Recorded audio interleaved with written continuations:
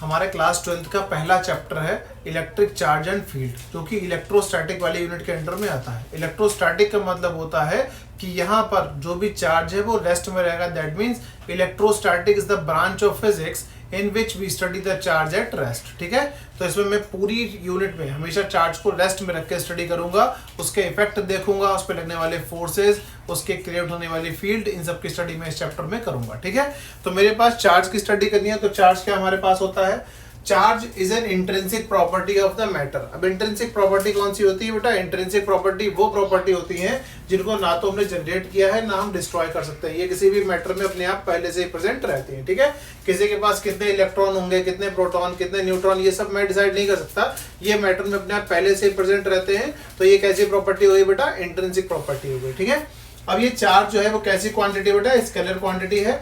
हमारे चार्ज की जो SI यूनिट होती है वो होती है कूलम। ठीक, चार्ज हमारे पास दो टाइप के होते हैं, पॉजिटिव एंड नेगेटिव चार्जेस। ठीक है, एक इलेक्ट्रॉन पे जो चार्ज होता है वो होता है 1.6 × 10⁻⁻19 कूलम। ठीक, अब मैं बात करता हूँ प्रॉपर्टीज ऑफ चार्ज की। तो उसमें पहली प्रॉपर्टी हमारे पास जो होती है वो होती है charge is quantized. Charge is quantized का मतलब क्या हो गया कि किसी भी बॉडी को मैंने चार्ज ट्रांसफर किया है या किसी बॉडी से मेरे पास कोई चार्ज आया है, किसी बॉडी पर आया है, तो हमेशा जो भी ट्रांसफर हुआ होगा या किसी बॉडी से जो चार्ज आया होगा वो हमेशा कंप्लीट नंबर में गया होगा और कंप्लीट नंबर में ही आया होगा। कभी भी डिविजन्स, फ्रैक्शंस या हमारे कभी इनकम्प्लीट नंबर्स में वो नहीं होगा, हमेशा कंप्लीट नंबर्स में ट्रांसफर होगा। इसीलिए फॉर्मूला आता है Q = plus minus any. Plus minus में एनी का मतलब क्या हो गया? प्लस का मतलब मैंने चार्ज दिया, माइनस का मतलब मेरे ऊपर चार्ज आया, लेकिन जो भी आया और गया होगा वो मुझे कैसे आया होगा? कंप्लीट नंबर्स में। दैट मींस n = 1 2 3 4 5 6 ... ये प्रॉपर्टी है कि charge at rest produce only electric field, यानी कि अगर कहीं पर कोई चार्ज हमारा रेस्ट में रखा है तो वो सिर्फ और सिर्फ इलेक्ट्रिक फील्ड बनाता है। अगर हमारा कोई चार्ज अनएक्सेलरेटेड मोशन में, किसमें बेटा? अनएक्सेलरेटेड, यानी कि स्पीड टाइम के साथ उसकी कम हो रही है, तो वो बेटा इलेक्ट्रिक फील्ड के साथ साथ मैग्नेटिक फील्ड भी बनाता है। ठीक है, अगर हमारा कोई भी चार्ज एक्सेलरेटेड मोशन में, यानी कि स्पीड उसकी इंक्रीज हो रही है, ठीक है, तो इलेक्ट्रिक फील्ड और मैग्नेटिक फील्ड तो बनाएगा ही बनाएगा, साथ में एनर्जी रेडिएट भी हमारा करेगा। ठीक है, तो ये हमारी हो जाती है प्रॉपर्टीज ऑफ चार्ज। ठीक है, अगले मैं बात करता हूं उनके रिलेशंस की। तो हमारा 1 कूलम जो होता है वो होता है 3 × 10⁻⁹ ESU। ESU का मतलब होता है इलेक्ट्रोस्टैटिक यूनिट, और 1 कूलम हमारा होता है 1/10 EMU। EMU का मतलब होता है इलेक्ट्रोमैग्नेटिक यूनिट। ठीक है, अब मैं बात करता हूँ चार्जिंग ऑफ अ बॉडी की। तो किसी भी बॉडी को मैं चार्ज करने के 3 टाइप है मेजर हमारे पास: charging by rubbing, charging by contact and charging by induction. Charging by rubbing हम सबको पता है कि मैं रब करके किसी भी दो बॉडीज को चार्ज कर सकता हूँ। चार्जिंग बाय कांटेक्ट हम सब अपने डेली लाइफ में यूज करते हैं, मोबाइल को चार्ज करना, है ना। तो मैं क्या करता हूँ, कहीं पे पहले से पोटेंशियल है उसके पास में मैं कनेक्ट करूंगा किसी दूसरी बॉडी को, तो उस पर पोटेंशियल हमारे पास आ जाएगा, वो बॉडी हमारी चार्ज हो जाएगी। चार्जिंग बाय इंडक्शन की, तो चार्जिंग बाय इंडक्शन क्या होता है? चार्जिंग बाय इंडक्शन समझिए आप, जैसे हमारे पास ये कोई बेटा करंट कंडक्टिंग कॉइल है, ठीक है, हमारे पास एक कंडक्टिंग कॉइल है, इसके पास मैंने एक मैग्नेट को रख दिया। अब इस मैग्नेट की मैग्नेटिक फील्ड इसके अंदर से पास होना स्टार्ट हो जाएंगी। इस मैग्नेट को जब मैं पास लाऊंगा तो यहाँ फील्ड लाइन बढ़ेंगी, इस मैग्नेट को जब मैं पीछे हटाऊंगा, दूर ले जाऊंगा इससे, तो फील्ड लाइन क्या होगी? घटेंगी। तो इस कॉइल के अंदर फील्ड लाइन बढ़ना और घटना क्या है? Change in flux. ठीक है, तो इस चेंज इन फ्लक्स की वजह से इसमें एक EMF जनरेट हो जाएगा। EMF होता है हमारा इलेक्ट्रोमोटिव फोर्स, और वो इलेक्ट्रोमोटिव फोर्स यहाँ पर एक करंट को जनरेट कर देगा, और ये हमारा क्या हो जाएगा? कंडक्टर चार्ज हो जाएगा। इसे बोलते हैं चार्जिंग बाय इंडक्शन। तो हम बात करते हैं अपने नेक्स्ट टॉपिक कूलम्स लॉ की। कूलम्स लॉ क्या होता है, आइए देखते हैं। देखिए, कूलम्स लॉ हमसे कहता है कि कहीं पर भी अगर दो चार्ज हमारे पास रेस्ट में है, उनके बीच की डिस्टेंस है r, तो इन दोनों के बीच में लगने वाला फोर्स कितना होगा?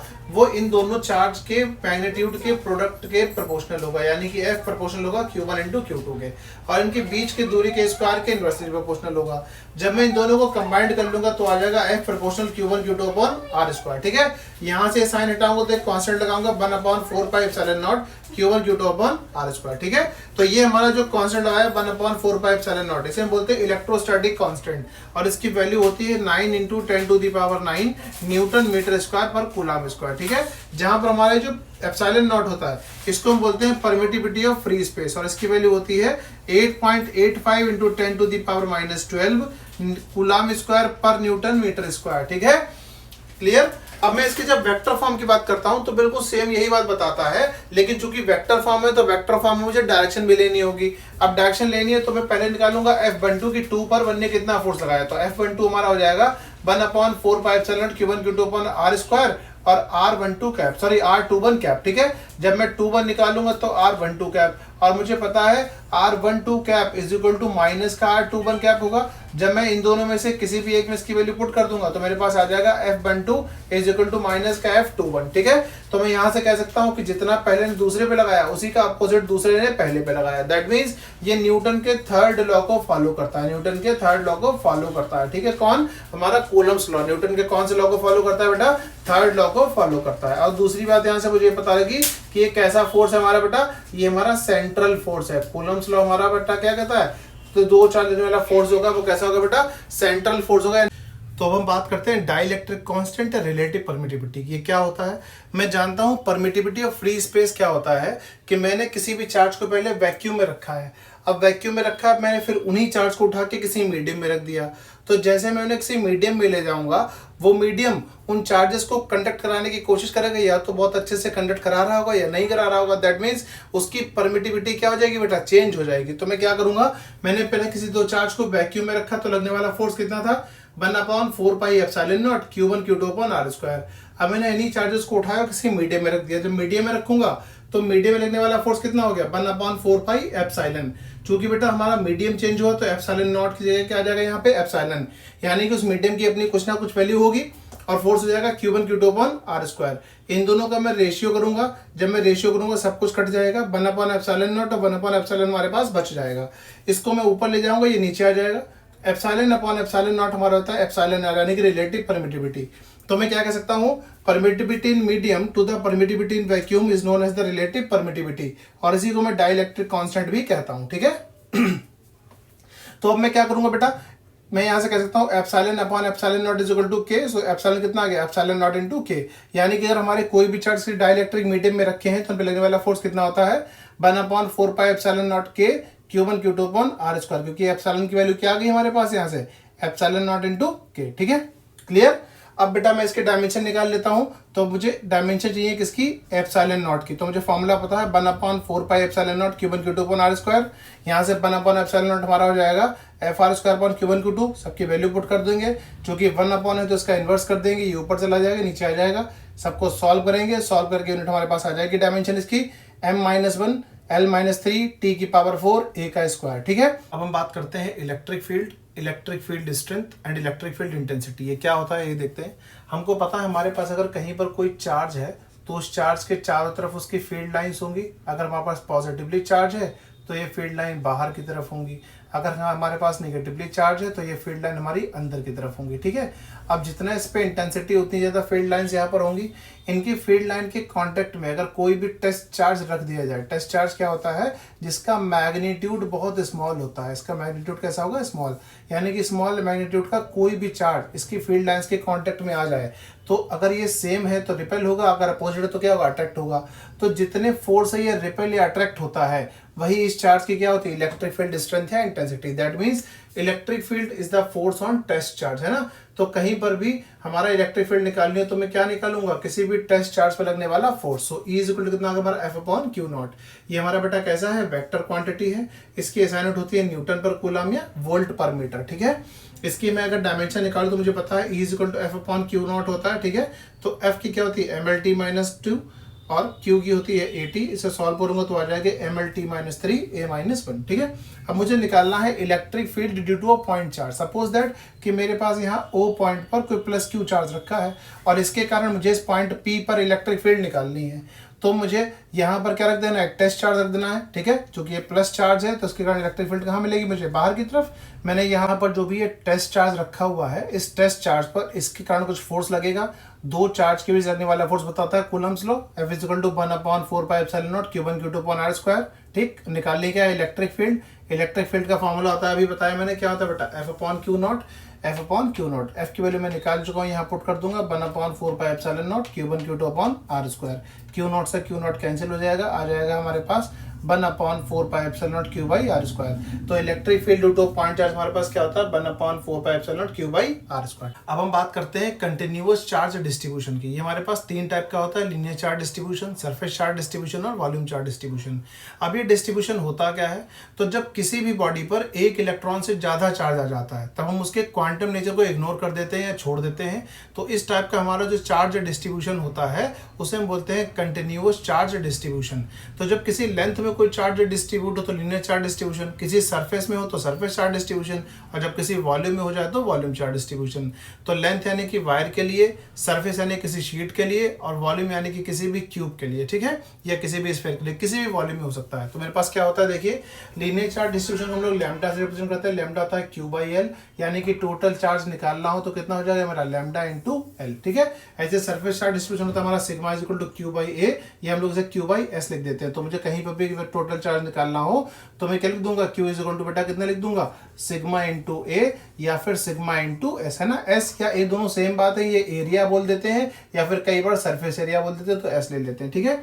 ऐसे ही हमारा वॉल्यूम चार्ज डिस्ट्रीब्यूशन होता है, rho is equal to Q by V. यहां से मुझे टोटल चार्ज अगर निकालना हो तो हो जाएगा रो इंटू वी। तो ये तीन टाइप का डिस्ट्रीब्यूशन है जिसे हम लोग बेटा गॉस थ्योरम की एप्लीकेशन जब करेंगे तब हम यहाँ पर इन तीनों डिस्ट्रीब्यूशन चार्ज को बेटा मैं यूज करूंगा टोटल चार्ज की वैल्यू को फाइंड आउट करने के लिए। Electric dipole, when the two equal and opposite charges are separated by a small distance, then it forms the electric dipole. That means जब हम किन्हीं भी दो चार्जेस को ले लेते हैं जिनके मैग्नीट्यूड इक्वल हो बट पोलैरिटी क्या हो, अपोजिट हो, और हम इनको स्मॉल डिस्टेंस पर रख देते हैं, तब हमारा जो सेटअप बनता है वो हमारा बनता है इलेक्ट्रिक डाइपोल। इनके बीच की डिस्टेंस 2a होती है, हमेशा सेंटर से ली जाती है, सेंटर से a पॉजिटिव वाले की और सेंटर से a नेगेटिव वाले की, क्योंकि हम इनके मूवमेंट को आसानी से चेक कर सकते हैं। तो मैं किसी भी एक चार्ज के मैग्नीट्यूड को ले लूं और इनके बीच की डिस्टेंस को ले लूं, अगर मैं इनके मल्टीप्लाई कर दूं तो हमारे पास आता है इलेक्ट्रिक डाइपोल मोमेंट। इस इलेक्ट्रिक डाइपोल की डायरेक्शन जो होती है हमेशा नेगेटिव से पॉजिटिव चार्ज होती है, इसकी असाइनमेंट होती है कूलम। फॉर एग्जांपल अगर मैंने कहीं पर ले लिया NaCl, तो Na मेरे पास क्या है, पॉजिटिव, और Cl क्या है, नेगेटिव। अब ये Na पॉजिटिव और Cl नेगेटिव आपस में बहुत ही क्लोजली पैक्ड होंगे और ये जो बनाएंगे उसका नाम होगा इलेक्ट्रिक डाइपोल। इसी डाइपोल के किसी एक्सियल पॉइंट P, इस पॉइंट P पर मुझे इलेक्ट्रिक फील्ड को कैलकुलेट करना था। तो मैं यहाँ पर पहले इस वाले पॉइंट के कारण इलेक्ट्रिक फील्ड देखूँ पॉइंट P पर, तो मुझे बाहर की तरफ मिलेगी, तो ये हो गई मेरी EA। माइनस के कारण इलेक्ट्रिक फील्ड अंदर मिलती है, तो ये हो गई हमारी EB।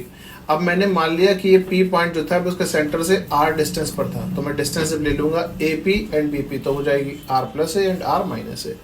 नेट इलेक्ट्रिक फील्ड मुझे जो यहाँ पर मिलेगी, क्योंकि दोनों की डायरेक्शन बेटा अपोजिट है, तो इन दोनों का क्या मिलेगा, मुझे डिफरेंस मिलेगा। डिफरेंस मिलेगा तो मैं करूंगा EB minus EA, and electric field due to point charge का फॉर्मूला होता है 1/4πε0 Q बाई R स्क्वायर।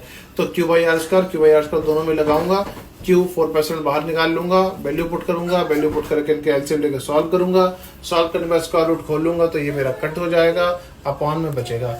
अब अपॉन में मेरा जो बाहर आया था ऊपर बचेगा 2AR कितना हो गया 4AR, और ये मेरा एज इट इज यहाँ पर आ जाएगा।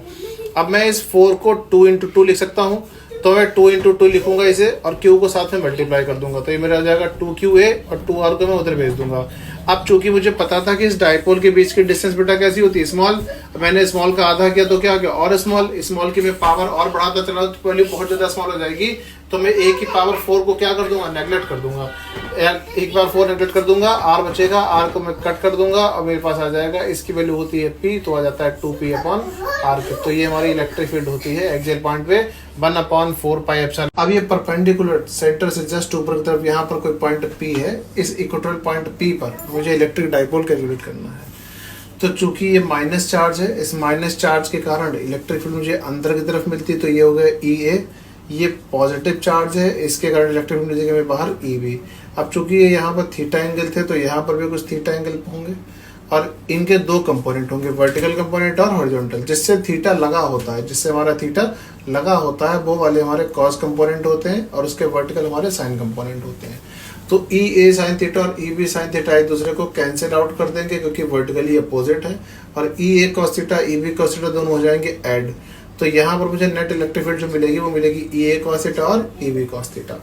अब मुझे ये पता था कि ये डाइपोल का डिस्टेंस A है, मैंने मान लिया था कि ये पॉइंट P मेरा R डिस्टेंस पर है, तो पाइथागोरस थ्योरम से ये मेरा √A² प्लस R स्क्वायर हो जाएगा डिस्टेंस, और ये भी √A² plus R square distance हो जाएगा।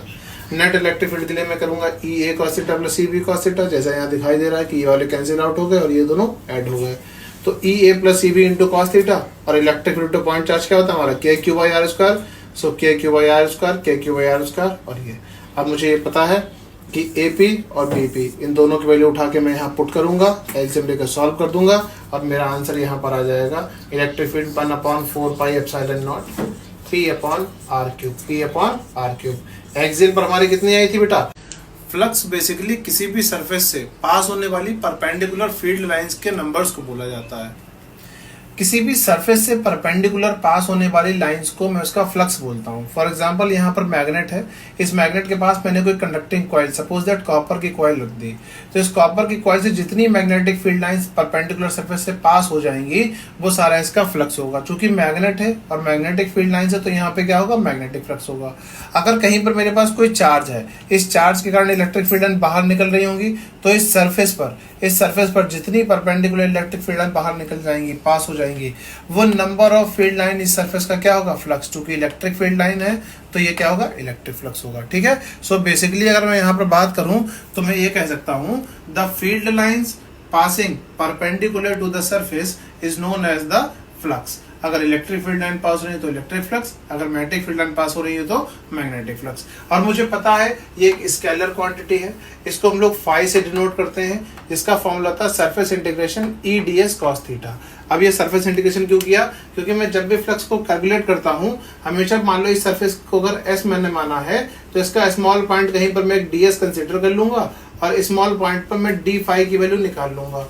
इस डी फाई यानी कि स्मॉल सरफेस में स्मॉल वैल्यू आएगी, इसकी टोटल वैल्यू के लिए मैं इसे क्या करूंगा बेटा, इंटीग्रेट करूंगा। इसीलिए यहाँ पे surface integration E D S cos theta लिखा है। थीटा है कि किस Gauss theorem. It states that the total electric flux through the any closed surface is equal to 1 upon epsilon naught times of the charge enclosed by the surface. That means कि अगर कहीं पर भी हमारे पास कोई एक चार्ज है तो उसके चारों तरफ हम एक क्लोज सरफेस को कंसीडर करेंगे जो कि इमेजिनरी होगी, जिसको हम लोग बोलते हैं गॉसियन सरफेस। और इस सरफेस के किसी भी पॉइंट पर अगर हम इलेक्ट्रिक फ्लक्स को कैलकुलेट करें तो 1 अपॉन एप्सिलॉन नॉट टाइम्स आएगा उस सरफेस पे प्रेजेंट चार्ज के। बाय गॉस लॉ हमको ये पता है कि हमारा phi is equal to 1 upon epsilon not times of the Q होता है, और बाय डेफिनेशन मुझे पता है फाई होता है surface integration of A D S. दोनों फाई की वैल्यूज हैं, दोनों को मैं क्या करूंगा, इक्वेट कर लूंगा और मेरा फाइनल फार्मूला गॉस थ्योरम का यहाँ पर आ जाता है, जो होता है phi surface integral E D S is equal to Q by epsilon not. Find the electric field due to infinite length of wire. तो बेटा देखिए, एक ये इनफाइनाइट लेंथ का वायर है जिसके चारों तरफ मैंने एक सिलेंड्रिकल सरफेस कंसीडर करी है। इस सिलेंड्रिकल सरफेस पे मैंने माना कि ये वायर जो था मेरा पॉजिटिवली चार्ज है, तो इलेक्ट्रिक फील्ड लाइन बाहर निकल रही होंगी। इस सरफेस पर इस सकते हो कि 3 सरफेस है सिलेंडर की, 1, 2 और 3। इस सरफेस पर सरफेस इंटीग्रल परपेंडिकुलर ऊपर की तरफ होगा ds, यहाँ भी इसका सरफेस इंटीग्रल बाहर होगा, सरफेस इंटीग्रल बाहर की तरफ होगा, परपेंडिकुलर ऊपर। ठीक है। तो E और ds इन दोनों के बीच यहाँ पे एंगल बना 90, यहाँ बना 0, यहाँ कितना बना 90। मुझे पता है मेरे फ्लक्स का फॉर्मूला होता है E ds cos थीटा। जब मैं पहली सरफेस के लिए d∅1 निकालूंगा तो d∅1 के लिए एंगल कितना रखूंगा 90 और d∅1 कितना हो जाएगा 0। ऐसे d∅2 निकालूंगा तो E ds, d∅3 निकालूंगा तो 0। टोटल फ्लक्स अगर मैं बोलूं तो इसका इन तीनों सरफेस का टोटल फ्लक्स का सम आ जाएगा। तो इंटीग्रेशन ऑफ d∅1, d∅2 और d∅3, integration of d∅1, d∅2 and d∅3 S लगा रहा हूँ क्योंकि सरफेस का इंटीग्रेशन कर रहा हूँ। d∅1 और d∅3 ये तो मेरा 0 था, d∅2 बचेगा E ds, यहाँ से E बाहर आ जाएगा, ds को मैं क्या करूंगा, इस सिलेंडर का सरफेस एरिया कितना होता है हमारा 2πrl, तो यहाँ पे लिख दिया हमने 2πrl। बाई गॉस लॉ मुझे पता है फाई इक्वल टू होता है q बाई एप्सिलॉन नॉट। इन दोनों को आपस में कंपेयर करूंगा तब मेरे पास आ जाएगा q by epsilon not E dot 2πrl। अब मुझे पता है चूंकि वायर है तो लीनियर चार्ज डिस्ट्रीब्यूशन होगा, तो लैम्डा इक्वल टू कितना होता है q बाई एल होता है, तो यहाँ से q कितना हो जाएगा लैम्डा इंटू एल। इस लैम्डा इंटू एल की वैल्यू को मैं यहाँ पे पुट कर दूंगा क्वेश्चन नंबर 3 में। जब पुट करूंगा तो हो जाएगा lambda L upon epsilon not E dot 2πrl। L से एल हमारा